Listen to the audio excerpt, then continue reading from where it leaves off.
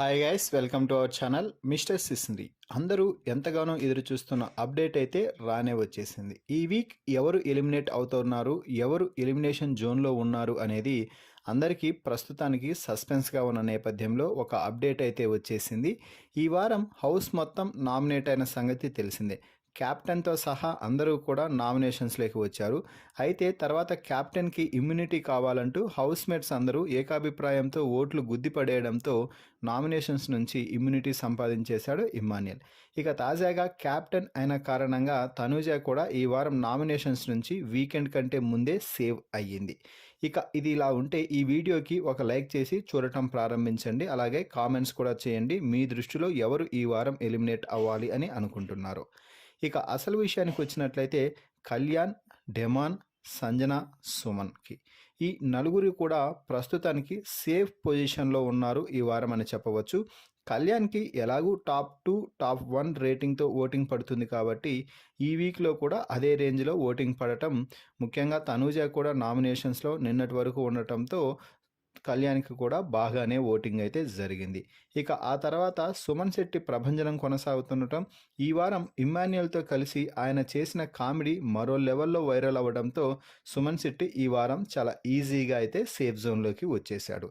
అలాగే డెమాన్ పవన్ తన ఆట తీరుతో అందరినీ ఆకట్టుకోవడం, ఈ వారం మంచిగా ఎలివేషన్స్ రాకపోయినా కూడా డెమాన్ పవన్ బాధపడుతూ తనలో తాను ఆక్రోశాన్ని చంపుకుంటూ నాకేంటి ఒక్క అవకాశం కూడా రాలేదు అని తనలో తాను మాట్లాడుకున్న విధానానికి అందరూ ఫిదా అయ్యి ఓట్లు అయితే దింపిపడేశారనే చెప్పాలి. ఇక ఆ తర్వాత సంజన కూడా ఈ వారం సేఫ్ జోన్లోకి అయితే వచ్చేసింది. ఇమ్మాన్యుయల్ నామినేషన్స్లో లేకపోవడం, ఈ వారం గేమ్స్లో తన సత్తా చాటి మంచిగా ఎంటర్టైన్ చేయడంతో సంజన కూడా సేఫ్ జోన్లోకి వచ్చేసింది.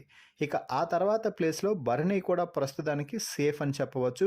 ఎందుకంటే తనూజ చివరి రోజు నామినేషన్స్ నుంచి ఇమ్యూనిటీ లభించింది. కెప్టెన్సీ టాస్క్లో భరణి తనూజ క్యాప్టెన్ కావడానికి శతవిధాల ప్రయత్నాలు చేయడంతో తనూజకి క్లోజ్గా ఉండడం కారణంగా చివరి రోజు అనూహ్యంగా తనూజ ఫ్యాన్స్ అందరూ కూడా చాలా వరకు భరణికి మద్దతుగా నిలవడంతో ఈ వారం భరణి నామినేషన్స్ నుంచి ఈజీగా అయితే సేవ్ అయ్యాడు. ఆ తర్వాత రీతు కూడా ప్రస్తుతానికి సేఫ్ జోన్లోకి అయితే వచ్చేసింది. ఇక మిగిలింది ముగ్గురు, అంటే దివ్య, గౌరవ్, నిఖిల్. దివ్య అయితే ఈ వారం ఓటింగ్లో మాత్రం చాలా లోలో ఉంది అని చెప్పవచ్చు.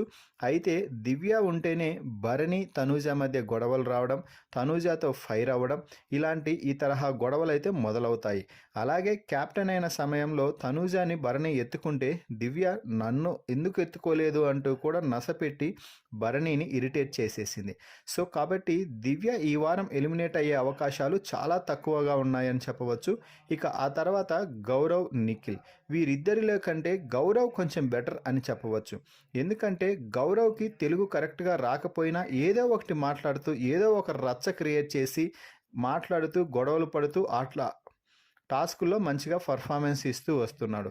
అయితే నిఖిల్ మాత్రం కేవలం టాస్కులు ఉన్న సమయంలో మాత్రమే దాంట్లో అంతో ఇంతో పర్ఫార్మెన్స్ ఇచ్చి ఆ తర్వాత సైలెంట్గా వెళ్ళి ఒక పక్కన కూర్చొని ఉంటున్నాడు.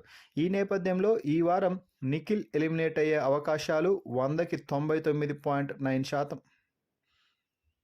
100కి ఈ వీక్లో నిఖిల్ ఎలిమినేట్ అయ్యే అవకాశాలు పుష్కలంగా కనిపిస్తున్నాయి. మరి ఈ ఎలిమినేషన్ అప్డేట్పై మీ అభిప్రాయాన్ని కామెంట్స్ రూపంలో తెలపండి. మరిన్ని బిగ్ బాస్ లైవ్ అప్డేట్స్ కోసం మన ఛానల్ని చూస్తూ ఉండండి. Please subscribe our YouTube channel mister సిస్ంది.